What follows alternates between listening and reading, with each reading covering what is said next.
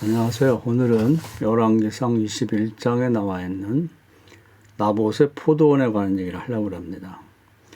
엘리야 시대의 하나님의 계획은 갈멜산에서 그 우상 숭배자들 제사장들을 제거한 다음에 그 여세를 몰아서 사마리아 성으로 하나님과 엘리야가 같이 가서 당시의 왕인 아합과 그 부인 이세벨을 죽이고 이제 예후를 왕으로 삼으려고 했었죠. 그리고 또 전쟁을 준비하고 있는 그 주변의 강대국 아람의 벤 하닷을 죽이고 하사엘을 왕으로 삼으려고 했죠. 그래서 이제 우상 숭배로 물들어 있는 이제 북쪽 그 이스라엘 전체를 좀 영적으로 변화시키고, 그리고 또 이제 전쟁의 포화에 이제 그 사로잡힐 수 있는 그 아람의 왕을 제거함으로써 이제 그 근동의 평화를 유지하려고 하는 하나님의 계획이었는데, 엘리야가 갑자기 시험에 들어가지고 이제 하나님과의 동역을 거절합니다. 그래서 할 수 없이 평범한 농부였던 엘리사를 선지자로 세워놓고 이제 세월이 흘러갑니다. 그 기간 동안에 이제 하나님 예상했던 것처럼 아람 군대에 이제 이스라엘 침공이 있어서 굉장히 이제 국난을 경험하게 됐죠. 외적으로 그런 큰 어려움을 겪게 됐고요.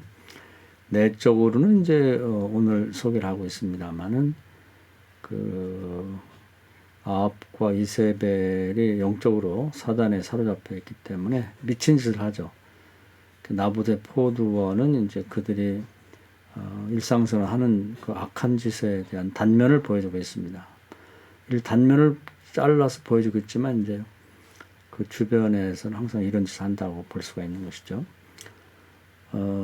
이 사울왕의 예를 들어보면 외모는 뭐 준수했죠. 그리고 마음도 착했던 사람인데 악신에 사로잡히게 되다 보니까 그 악신의 노예가 돼서 이제 미친 짓을 하는 것이죠. 그래서 갑자기 아주 상식적으로 생각하면 이해할 수 없는 짓을 하죠. 제사장들을 뭐 죽인다든지, 나라를 구한 영웅인 다윗 자기 사위를 죽이려고 쫓아낸다든지, 상식 밖의 행위를 하게 됩니다. 그런데 우리가 이걸 육신적인 차원과 정신적인 차원만 바라보면 이해가 되지 않고요. 이제 그 중심을 파고드는 이제 영적인 상태를 봐야 됩니다. 사울왕이 제정신이 아니라 알고 보면 악신이 그의 속에 들어오면서부터 악신이 휘둘리게 되면서 미친 일을 하게 되는 거죠. 요한복음 10장 10절에 중요한 말씀을 하고 있는데,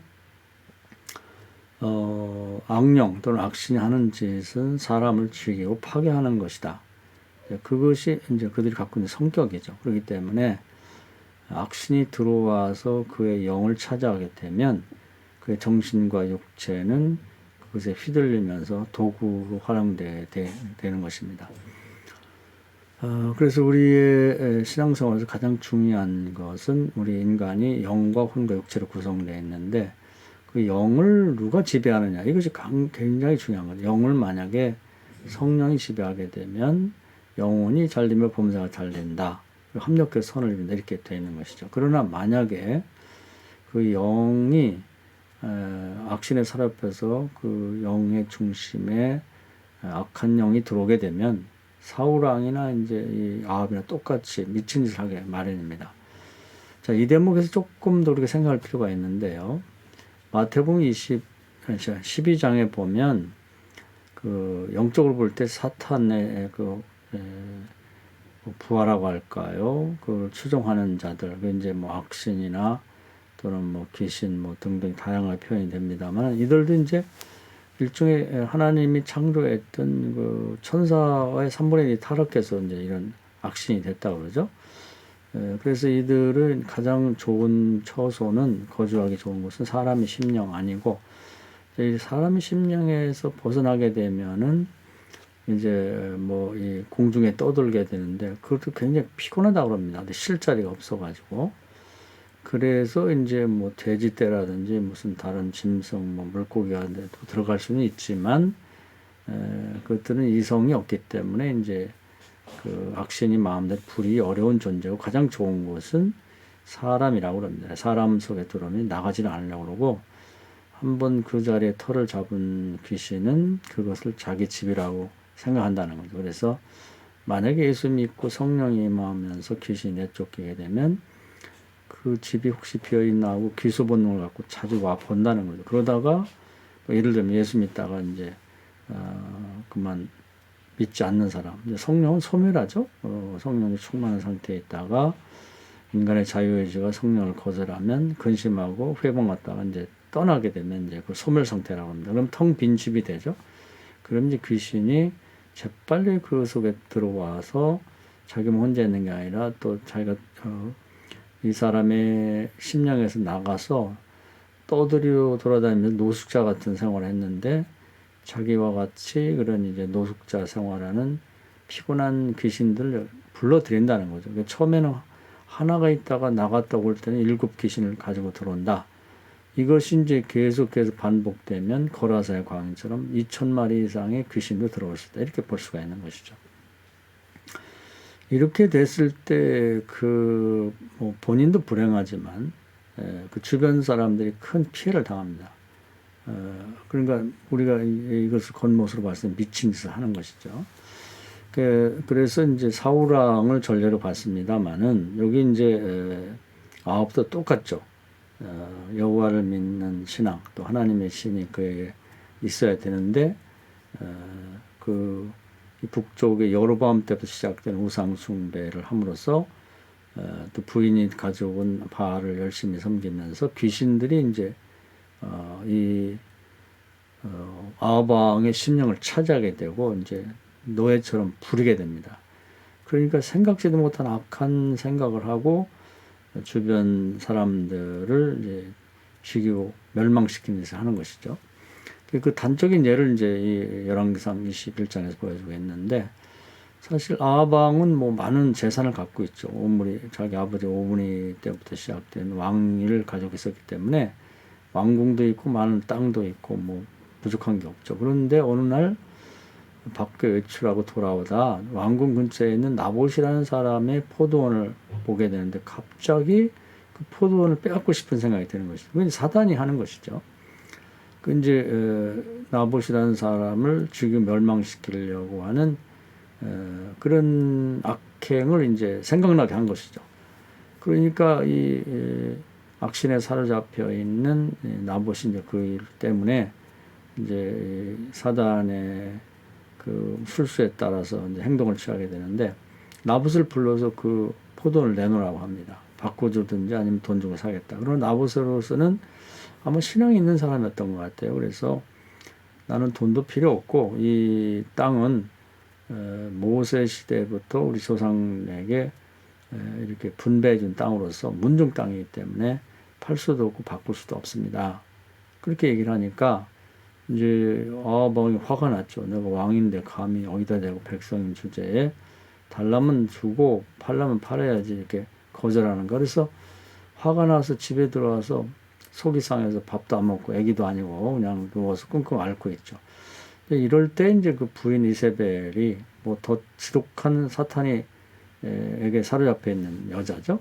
남편에게 왜 이렇게 밥도 안 먹고 있냐고 물어보니까 이제 그 사실을 얘기합니다. 그러니까 이세벨이 당신 왕 맞냐고 걱정하지 말라고 밥 먹고 정신 차려 내가 뺏어주겠다. 그래서 이제 그 나봇을 죽일 궁리를 하죠. 죽이고 멸망시킬 꾀를 내는데 사탄이 이제 그걸 가르쳐 주는 거죠. 그래서 이 나봇이란 자가 공개적으로 하나님과 왕을 모욕했다.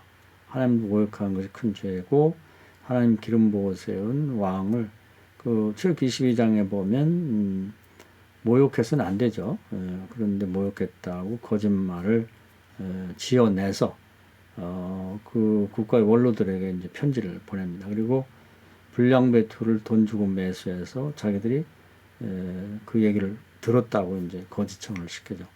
율법에 보면 2명의 증인이 있으면 그것이 유죄가 됩니다. 그래서 그런 율법을 나쁜 방향으로 활용해서 나봇에게 죄를 뒤집어서 돌로 쳐서 죽입니다. 그리고 그 재산을 나봇의 포도원을 빼앗아 남편에게 주죠.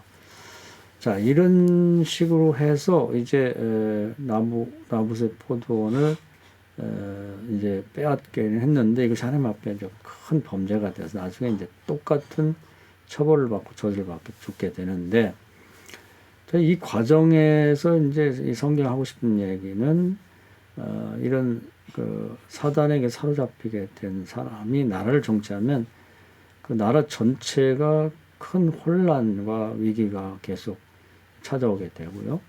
또 그 사람이 다니는 곳마다 문제를 일으켜서 주변 사람들을 해코지하는 짓을 한다 하는 것을 이제 보여주고 있는 것이죠.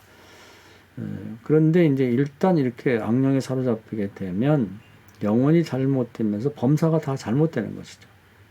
그래서 성경에서는 항상 우리의 싸움은 혈과 육의 싸움이 아니고 일단은 영적인 싸움에서 성령을 힘입어 악령을 이긴 다음에 예봉을 꽂고 그 다음에 나머지 문제를 해결해야 된다. 이렇게 말을 하고 있는 것이죠. 이것이 보다 구체적으로 이제 언급된 것은 에베소 6장인데, 사도 바울이 이제 이방 신들이 지배하는 그런 헬라 문화권의 여러 나라를 다니면서 이제 선교를 하게 되죠. 그리스 로마를 보면은 뭐 헤시오도스라는 사람이 이제 신들의 계보를 썼는데, 그 당시 고대 철학 시대에 이미 신들이 3천이 넘었다 이렇게 되어 있습니다. 그러다 보니까 뭐 별하별 신들이 다 있고 거기에 걸맞는 우상도 제작되고 그들을 섬기는 제사드리는 이런 일이 아주 뭐 횡행했죠. 이럴 때 가서 선교를 해 보니까 뭐 도저히 그 먹히지가 않는 것이죠. 그래서 바울이 깨달은 것은 일단 영적으로 성령의 도움받아서 악신들을 물리친 다음 성령 울타리 안에서 복음을 전해야만 이 복음이 전할 수 있게 된다. 그래서 우리 믿는 자의 싸움은 혈과 육의 싸움이 아니고 영적인 싸움이다. 영에서 벌써 이긴 다음에 그 다음에 이제 육신과 정신의 싸움을 이길 수 있다. 이런 결론을 맺게 됩니다. 실제 예수님의 삶을 보면은 30세까지는 뭐 성령의 도움을 받지 않고 인간의 모습으로만 살다 보니까 자기 가족도 구원할 수가 없었고 동네도 구원하지 못하고 세상을 구원할 수 없었다. 그런데 마태복음 3장에 요단강에서 성령 받고 능력 받고 그 다음부터 이제 영적으로 승리하면서 많은 영혼을 구원하는 일을 하게 됩니다. 그런 다음에 이제 제자들에게도 사도행 1장에서 내가 받은 성령을 너희도 받고 능력 받고 영적으로 이긴 다음에 그 성령 안에서 활동해야만 많은 영혼을 구원할 수 있다고 이제 권면하고 이제 그 일이 실현이 되죠. 나중에 이제 그 고넬료의 집에 가서 베드로가 설교하는 걸 보면 자신들이 이제 가만히 예수님을 옆에서 지켜본 결과 예수님이 그 영적인 승리를 거두고 이제 많은 기적과 표적을 이긴 걸 봤을 때 예수님은 날마다 이제 하루를 시작하기 전에 하늘로부터 성령과 능력을 물부터 기름부터 다시 새롭게 받은 다음에 성령이 충만한 가운데서 활동하셨기 때문에 두루다니며 착한 일, 귀신을 몰아내고 병을 고치는 일 같은 일들을 행했다고 얘기를 합니다. 그럼 실제로 요한복음 3장에 보면 예수께서는 한량없는 성령을 하늘로부터 받아서 그 성령이 충만한 환경을 만들어서 영적으로 이겨놓은 상태에서 그 다음에 나머지 육신의 질병도 정신의 질병도 귀신도 몰아내는 일을 했다 이렇게 말씀하고 있습니다.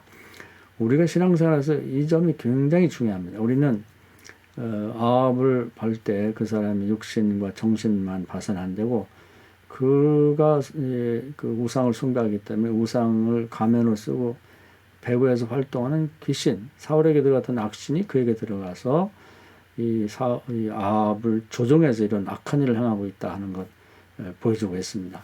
우리는 영적 상태가 어떤지 이것을 정확하게 알고 대처하지 않으면 우리도 모르는 사이에 또 귀소 본능을 가진 속이는 악한 신들이 우리 가정이나 우리 가족들 또 심지어는 우리 자신 속에도 침투해서 우리를 악한 일에 도구로 쓸 수 있다고 하는 것을 말해주고 있습니다. 이 말씀이 은혜가 되기를 바랍니다. 감사합니다.